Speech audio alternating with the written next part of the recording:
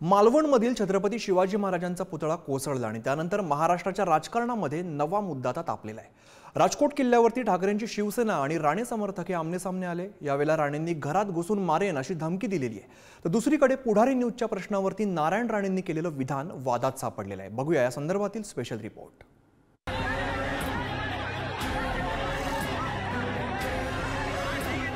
घरात खेचून एकेकाला रात्रभर मारून टाकेल।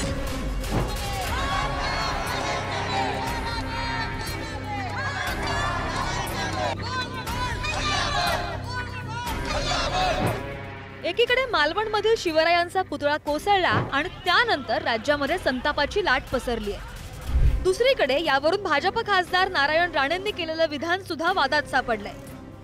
शिवरायांचा पुतळा कोसळल्यानं अनेकांच्या भावना दुखावल्याचा संदर्भ पुढारी न्यूजच्या प्रतिनिधींनी दिला। यावर खासदार नारायण राणेंनी पुढारी न्यूजवाल्यांच्या भावना दुखावल्या का असा उर्फटा सवाल केला। शिवरायांचं स्मारक कोसळल्यानंतर अनेकांची भावना आता दुखावली आहे। पुन्हा एकदा उभारण्यासाठी आता कशा पद्धतीने तुम्ही प्रयत्न करता सगळेच करता? मी आता सांगितलं हो, तुमच्या भावना दुखावल्या, आपल्या पुढारीवाल्यांच्या, तुमच्या भावना दुखावल्या, आपल्या पुढारीवाल्यांच्या। उगाच भावनिक बोलू नका। या जिल्ह्यात केलेलं काम आम्ही बघा। दरम्यान काल राजकोट किल्ल्यावर ठाकरेंची शिवसेना आणि राणे समर्थक आमने-सामने आले। यावेळी भाजपा नेते निलेश राणेंनी पोलिसांशी अरेरावी केली, तर ठाकरेंच्या कार्यकर्त्यांना घरात घुसून मारण्याची धमकी खासदार नारायण राणेंनी दिली।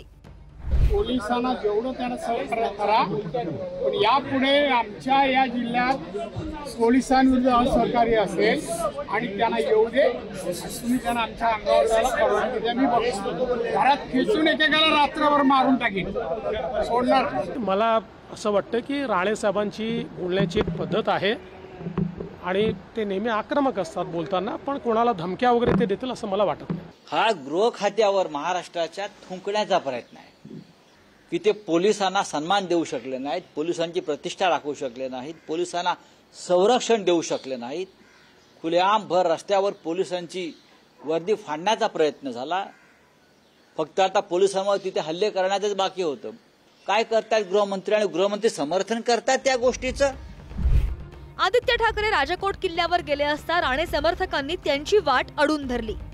राणे पिता पुत्रानं धमकीची भाषा वापरली। त्यामुळे या घटनेच्या निषेधार्थ ठाकरेंच्या शिवसेनेकडून आंदोलन करण्यात आलं। खासदार नारायण राणेंच्या पोस्टरला जोडे मारण्यात आले।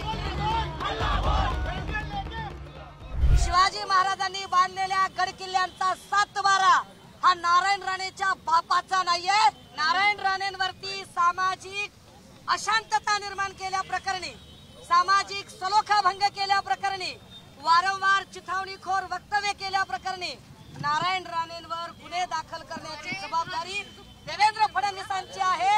आणि जर देवेंद्र फडणवीस नारायण राणे यांच्यावर गुन्हे दाखल करणार नसतील तर याचा अर्थ असा आहे की नारायण राणे निलेश या निव्वळ बाहुले आहेत। अफजल खान हा मातोश्रीच्या 3ऱ्या माळ्यावर राहतो, असा बायलासारखा उभा राहतो। त्याला त्याने आमच्या नादी लागू नका, तुझ्या पेंग्विनचा काल डायपर घालण्याची वेळ आलेली समजून घे, म्हणून उगाच आमच्या नादी लागू नका। काल तुझ्या पेंग्विनची काय अवस्था झाली होती ते पहिले बघा। काल तुम्ही बघितलं असेल मालवणमध्ये जो राडा झाला, म्हणजे उद्धव बाळासाहेब ठाकरेंच्या शिवसेनेमध्ये आणि भारतीय जनता पार्टीच्या काही म्हणजे राणे साहेबांच्या नेतृत्वात आई बहिणीवर त्या ठिकाणी अनेकांनी शिवीगाळ केली। ज्या शिवाजी महाराजांनी परस्त्री आई समान हा संदेश दिला, त्याच शिवाजी महाराजांच्या किल्ल्याच्या प्रतिमेच्या जवळच्या त्या सगळ्या स्थळी अशा प्रकारची शिवीगाळ हे कोणालाच अपेक्षित नाही।